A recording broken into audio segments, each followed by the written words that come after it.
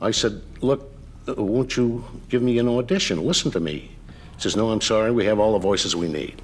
A 9-year-old boy picked up a cigarette butt off the street in 1917. That moment started an addiction that would destroy the most famous voice in America. Mel Blanc voiced Bugs Bunny while smoking 3 packs a day, sometimes recording for 14 hours straight until he collapsed. He made Warner Brothers billions, but earned just $350 a week. He missed his son's graduation because the studio scheduled a last-minute session. And when he tried to leave his voice recordings to children after he died, Warner Brothers locked them away forever. Today, we're uncovering the tragedy behind the man who made the world laugh. Melvin Jerome Blanc was born on May 30th, 1908, in San Francisco's Mission District.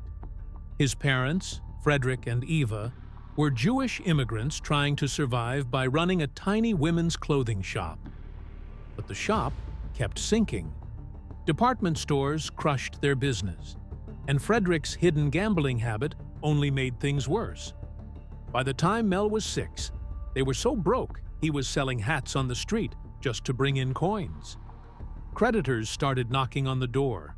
Arguments filled the house, and by 1915, they had no choice. They packed up everything and ran to Portland, Oregon, hoping to escape the debts. But Portland didn't fix things. In 1917, Mel was only 9 when he picked up a cigarette butt off the sidewalk. That one moment turned into a full pack-a-day addiction. He was just a kid, hiding behind buildings to smoke and calm himself after getting bullied at school. His parents were too distracted by their money problems to even notice. By 11, his chest was tight, his breathing rough. Portland's cold air didn't help. The asthma kicked in, and it stayed with him all his life. School didn't work out. Mel was expelled over and over from Lincoln High for clowning around and talking too much. But something happened when he was 13. During an assembly, he copied a bully's voice so perfectly that everyone froze. The bully burst into tears. Mel felt powerful, maybe for the first time. He had no training, no coach, just alleys and echoing streets to practice in. And then, at 16, a teacher snapped at him saying, "You'll never amount to anything. You're just like your name, blank." That one sentence cut deep. He went home and changed the spelling to Blanc. From that day on, he was done being invisible. At 14, he performed animal sounds at a church fair. He got 50 cents. It was enough to buy more cigarettes. He was gasping between acts, but still performing. The family didn't know he was using his voice to fuel an addiction that was slowly ruining the only thing he was good at. They were proud. He was choking. The debts had hit $5,000, worth over $80,000 today. He was performing with a damaged voice just to stay afloat. Then came the secret that changed everything. In 1923, when Mel was 15, he found out why they had fled San Francisco. His father had racked up huge gambling debts and borrowed money from dangerous people. It wasn't just about losing the store anymore. It was about survival. Mel dropped out of school and became a newsboy. He made more selling papers than his parents made with the business. Their home got so cramped, they had to rent out bedrooms. Mel slept in a tiny storage space while strangers lived just a few feet away. He was a teenager juggling work, addiction, fear, and a voice that was already starting to break under the pressure. At 16, he joined the Hoot Owls Orchestra as a sax player and MC, pulling in $25 a week. But he couldn't stop himself from adding animal sounds mid-song. One night, he turned a love ballad into a barnyard riot. The crowd booed him off stage, and his bandmates threatened to quit. He got fired from a few places, but others started hiring him just for that chaos. He was becoming infamous, and that was better than being forgotten. In 1926, he married Estelle Rosenbaum. Their honeymoon barely ended before he rushed to a radio audition. He did a stuttering hillbilly voice that stunned the Kex executives. They hired him at $15 per show. Estelle thought she married a clean-living musician. But behind studio doors, Mel was chain-smoking 2 packs a day. He hid it all, using mints, cologne, even chewing on coffee beans to mask the smell. For 3 years, she had no idea. She found out when she walked in unexpectedly and saw ashtrays overflowing. The shock nearly ended their marriage. Then came the elephant. In 1927, during a serious news segment, Mel suddenly trumpeted like a wild elephant, so loud and real that it knocked out the radio signal. The station fired him on the spot. But KFBB San Francisco heard about the scandal and hired him within days. There, he created Uncle Don the Clown. Within weeks, 50,000 people were tuning in. Audiences loved it. Executives hated it. He was labeled a freak, but nobody could stop listening. In 1928, while performing in Chicago, a heckler tore into him about his animal noises. Mel stopped the show and did something no one expected. He mimicked the entire audience, laughing like a pack of hyenas. It was so realistic that people froze. Some walked out, but one man stayed, a Warner Brothers scout. After the show, he offered Mel a radio pilot. The pay? Just $50, but it led to everything. In 1929, NBC gave him a contract that nearly destroyed him. 12-hour recording days, no breaks, and worse. His smoking had jumped to 3 packs daily. One day, during a live broadcast, he collapsed from withdrawal. NBC lied, saying it was technical issues. He kept going because the $200 a month barely covered his first house payment in LA. The contract said if he missed even 1 session due to sickness, he'd be fired. He didn't dare get sick. By 1930, Mel moved to LA with only $297.50. He auditioned at Disney. Walt himself said Mel's voices were too ethnic and urban. Warner Brothers offered him $18 a week. The fine print was brutal. Warner owned his voice forever. He wasn't allowed to work anywhere else. If he said no to a single role, they could fire him instantly. He was trapped. In 1931, he recorded 23 different animal sounds in a single take. It blew the Warner team away. The short made $47,000 in its first month. He got $25. Warner didn't even credit him. Later, he found out they secretly used his recordings in 6 more cartoons without paying him. In 1932, he worked 63 hours a week. He voiced 28 cartoons, earning about $616 a month. On November 8th, he recorded for 7 cartoons in one day. His throat was shredded. To make ends meet, he secretly played drums on the radio at night under a fake name, risking his Warner contract. Estelle said he practiced drum rhythms on pillows at 3 a.m. to stay silent. The stress gave him laryngitis. He had to gargle honey between recordings just to get through. On June 22, 1933, a fight with director Fries Freleng changed everything. Freleng told him his voice sounded too Jewish. Mel walked out. Hours later, he returned and delivered a perfect take using 7 different American accents. The cartoon made $52,000. Mel got nothing extra. Freleng later admitted he'd insulted Mel on purpose because it made the voices sharper. Warner made that tactic standard. They wanted raw emotion. They didn't care how they got it. Then came Porky Pig. In 1935, Mel drew from his own childhood stutter to create Porky's voice. He spent weeks fine-tuning it. Warner knew it was gold. They patented the character immediately, but listed their executives as the creators. Mel's name wasn't mentioned. The cartoon made $89,000 in 6 months. By 1937, Porky merchandise was making them over $1.2 million a year. In the summer of 1937, Mel Blanc was earning just $37.50 every time he recorded a session. That's when something unexpected happened during a cartoon called A Wild Hare. He was doing Bugs Bunny's voice when he casually said, "What's up, Doc?" It wasn't in the script. It was just something he used to say during his childhood vaudeville routines while munching carrots on stage. But when he said it into the microphone, the director, Tex Avery, stopped everything. He thought the line sounded too casual, not proper enough for a cartoon. The studio wasn't sure either, so Leon Schlesinger spent $15,000 testing the line with 500 preview audiences across 12 theaters. The results were clear. 89% of viewers thought it was catchy and funny. The cartoon made $200,000 when it first came out, and over the next 10 years, re-releases brought in $2.8 million.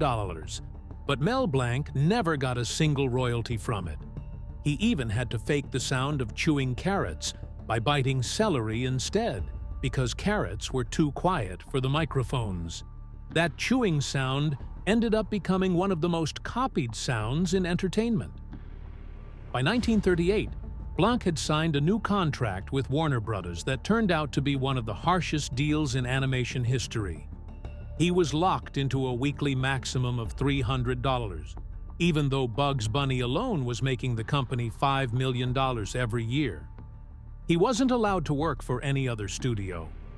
When MGM offered him $1,000 per session to voice Tom and Jerry, he couldn't take it because his Warner contract said any outside work would get him fired and blacklisted for 5 years. Even worse, he couldn't tell anyone he voiced the characters, couldn't get credit on screen, and wasn't allowed to show up at premieres. While studio bosses attended big Hollywood parties, Blanc was recording voices in a cramped basement. Sometimes he'd do 12 different voices in a single session. The most painful clause in the contract said Warner Brothers owned his voice forever, even after he died. That clause stayed in place until 1946 and cost him an estimated $2.3 million in missed earnings and public recognition. In March 1939, when they were working on Daffy Duck, things got ugly behind the scenes. Mel based the Duck's lisp on someone he used to work with at a radio station, but director Chuck Jones didn't like it. He wanted Daffy to sound more elegant, not silly. They got into a huge fight. Jones accused Blanc of making cartoons cheap, and Blanc fired back that he was ruining the fun. They were yelling so much that studio security had to step in. For 3 weeks, the project was stuck, costing $500 every single day. In the end, Schlesinger secretly tested both versions. Kids laughed way more at Blanc's silly version, around 80% more. Many even asked to see the funny duck with the spit again. Years later, in 1982, Jones admitted that Blanc's take completely changed voice acting forever, but the two men barely spoke to each other until the 1950s. Then came August 12, 1940, a day Warner Brothers insiders still call Black Tuesday. Mel Blanc showed up at 6 a.m. for a marathon recording session for A Wild Hare. He had to switch back and forth between Bugs Bunny and Elmer Fudd over and over, sometimes changing characters mid-sentence. He smoked 3 packs of cigarettes that day to keep Bugs's raspy voice consistent, and only had coffee and throat drops to keep going. By the 14th hour, his vocal cords started spasming. But when he collapsed around 2 a.m., the studio didn't call a doctor. They just asked him to redo lines they didn't like. He kept going until 4:30 in the morning, switching voices 312 times and recording 847 lines. Afterward, he couldn't speak for 6 days. Warner didn't pay him for those missed days and didn't give him any bonus. But the material they recorded that night was later split into 4 different cartoons, making Warner a fortune.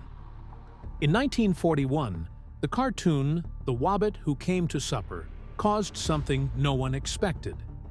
Mel had made it into a soft message against hunting, but it set off a national backlash.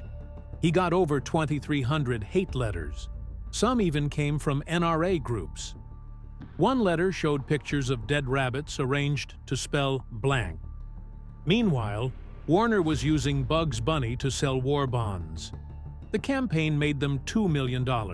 They sold 18 million bonds with Bugs Bunny's voice saying, "Buy war bonds, Doc." But Mel never got a penny. He wasn't even allowed to go to the rallies. The FBI even opened a file on him after the studio told them he might be suspicious for asking why he couldn't attend events where his voice was being used. Warner bosses reportedly laughed about the hate mail, saying, "Let the hunters shoot. We're making millions off both sides."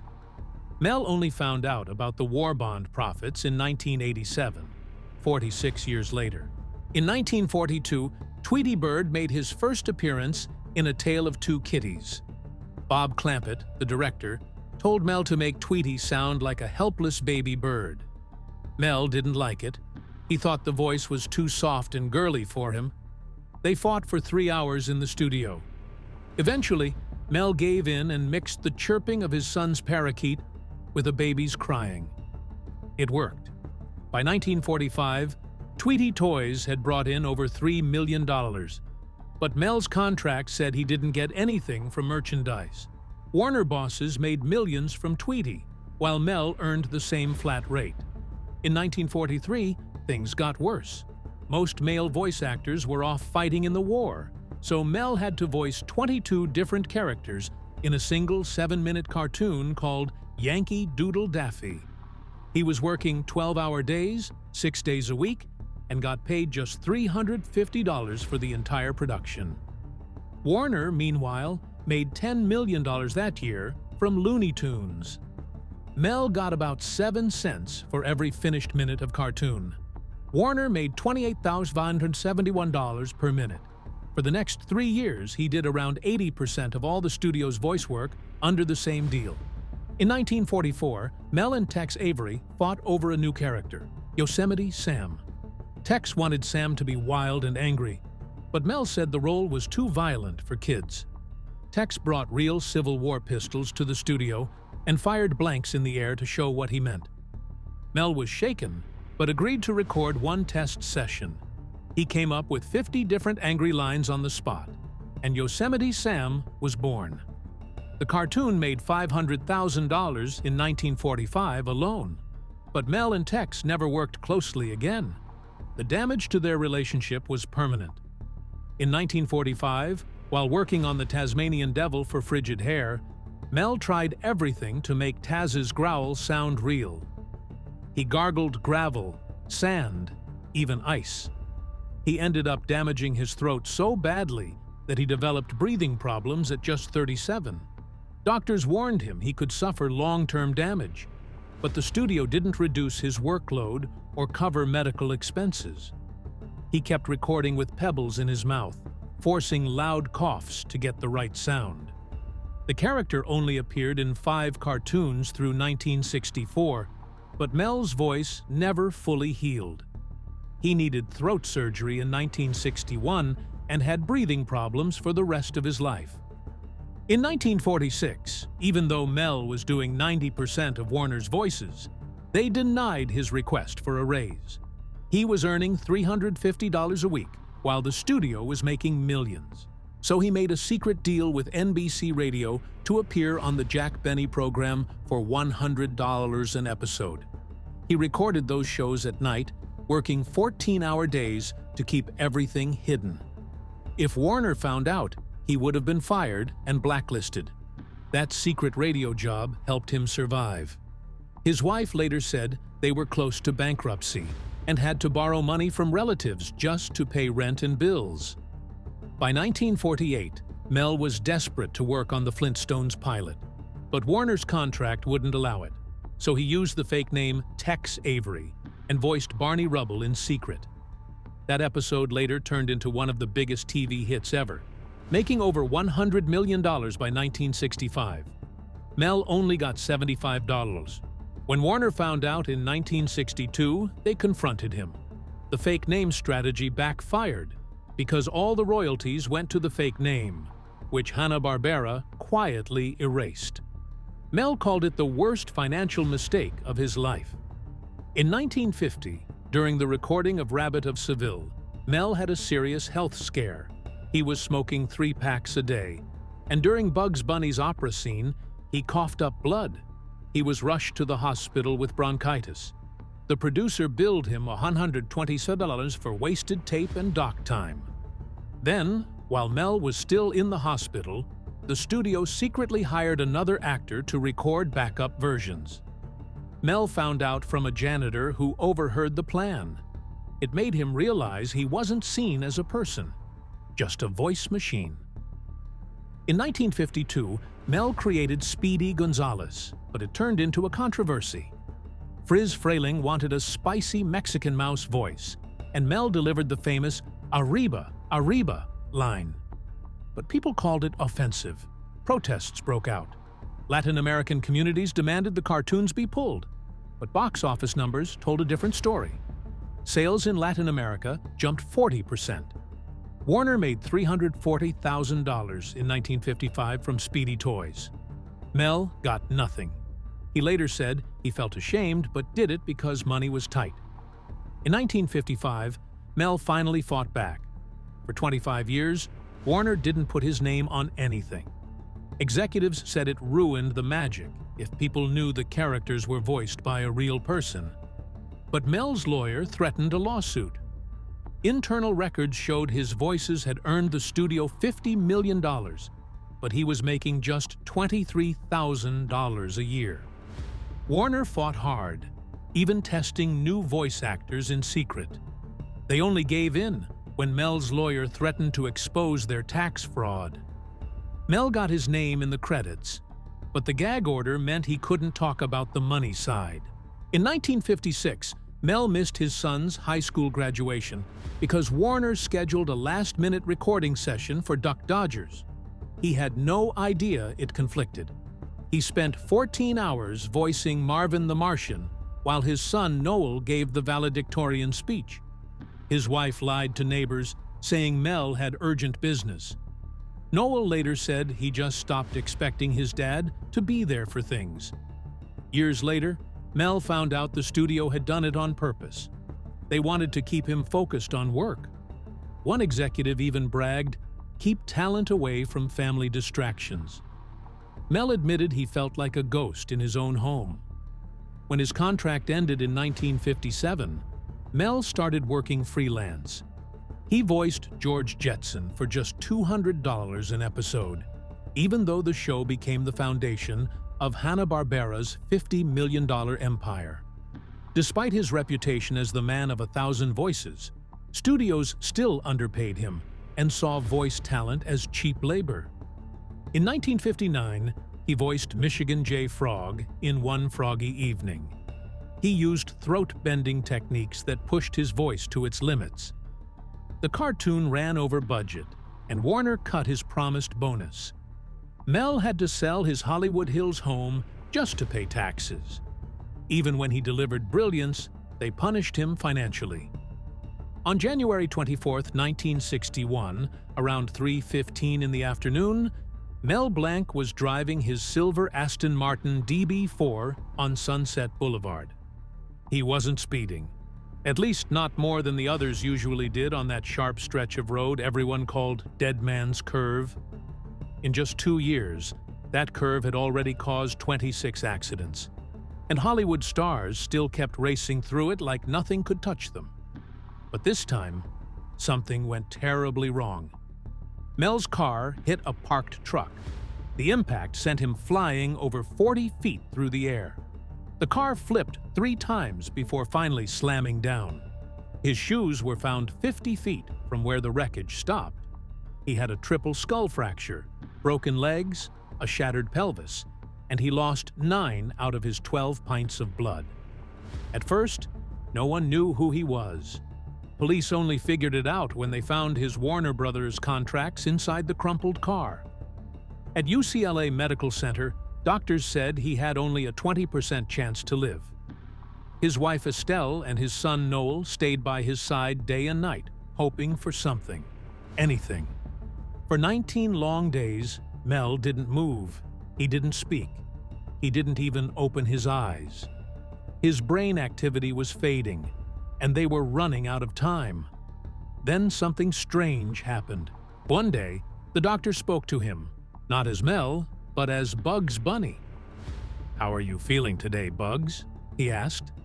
And from that still, broken body, a voice barely whispered, "What's up, Doc?" Everyone in the room froze. His lips moved, but his eyes stayed shut. The real Mel was still missing, but somehow Bugs was still alive inside him. That one moment changed everything. It became a case study for how deeply a voice can become part of a person's identity. That one line saved his life. But surviving wasn't the end.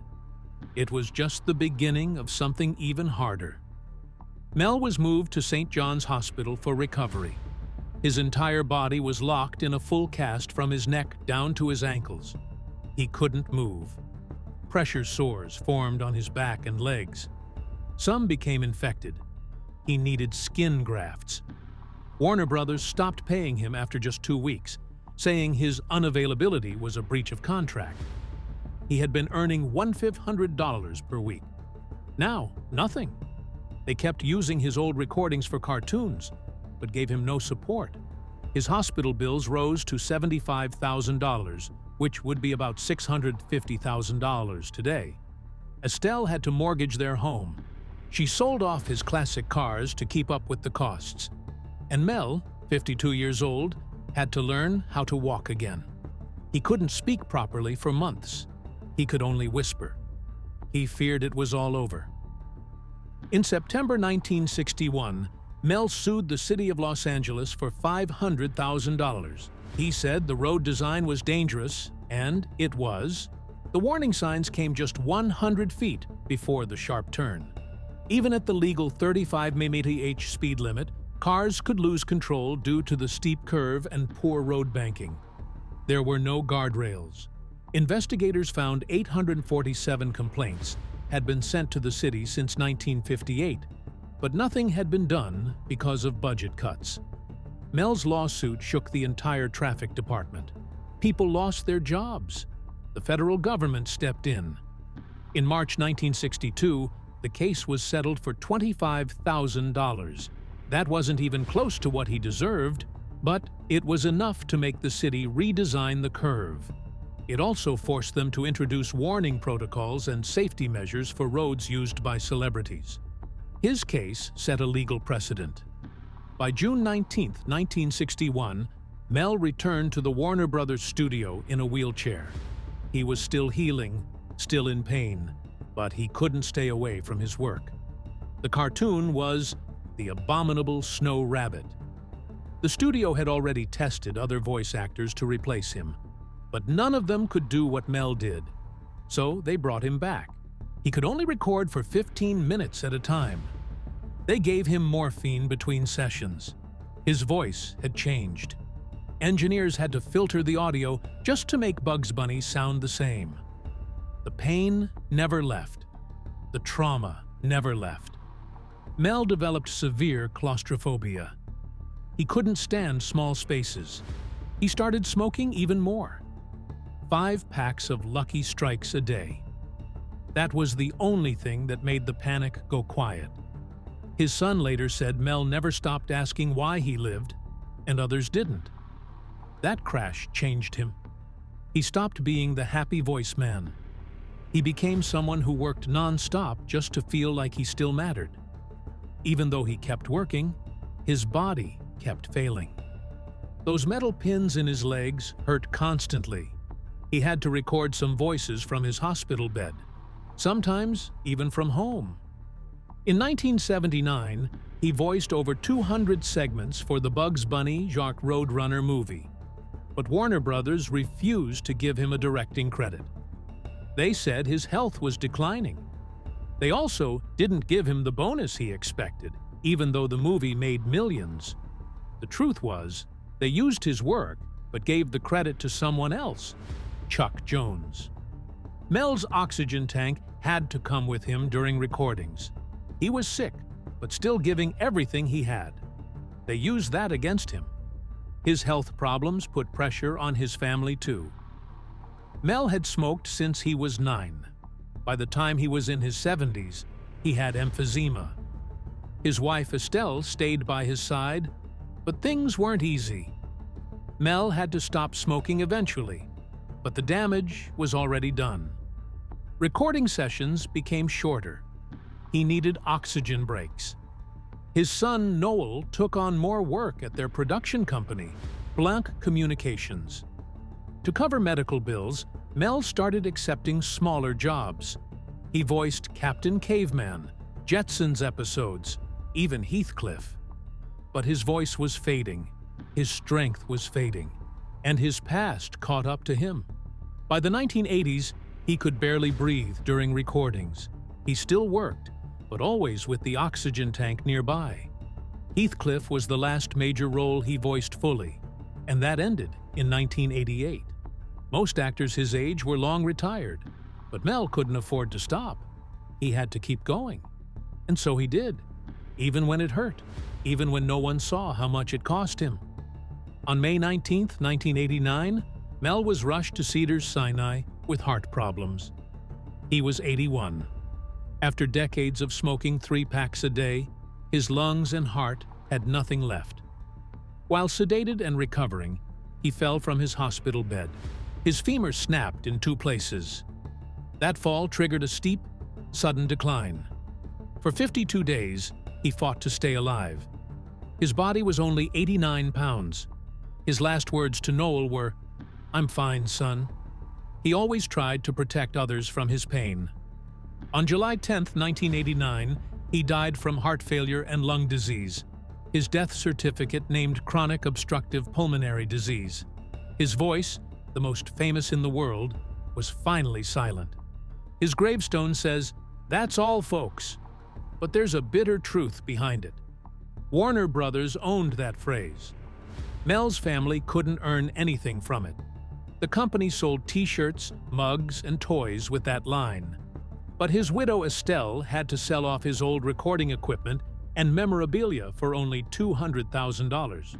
Warner made $4 billion a year from Looney Tunes. Internal memos later revealed that Warner execs even joked about Mel's gravestone being their best free marketing ever.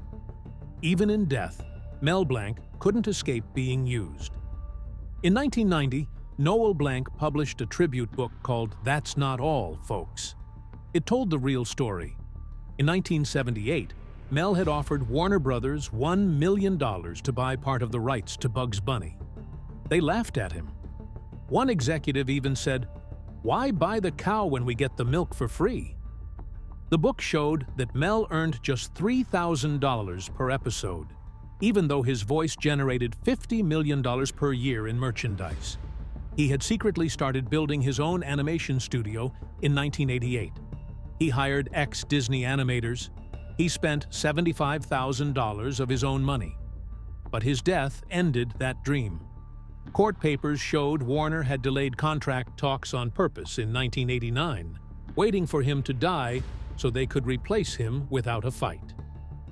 Mel Blanc voiced over 400 characters. He worked on more than 1,000 shows and cartoons. In a single day, he could do 15 different voices. Big names like Hank Azaria and Billy West said they learned everything from him. But his death led to something bigger. It exposed how voice actors were being treated.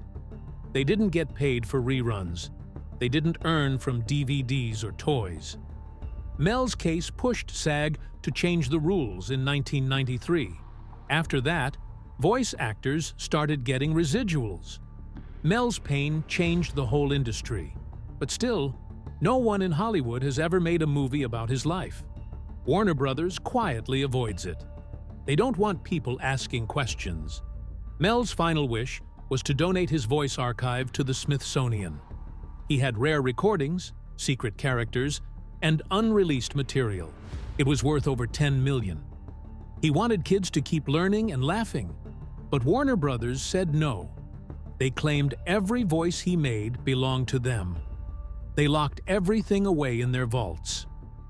Inside his diary, dated July 8, 1989, just 2 days before he died, Mel wrote, I just wanted kids to keep laughing long after I'm gone. But that laughter, that legacy, is now locked behind corporate doors. The man who made the world laugh couldn't even leave his voice to history.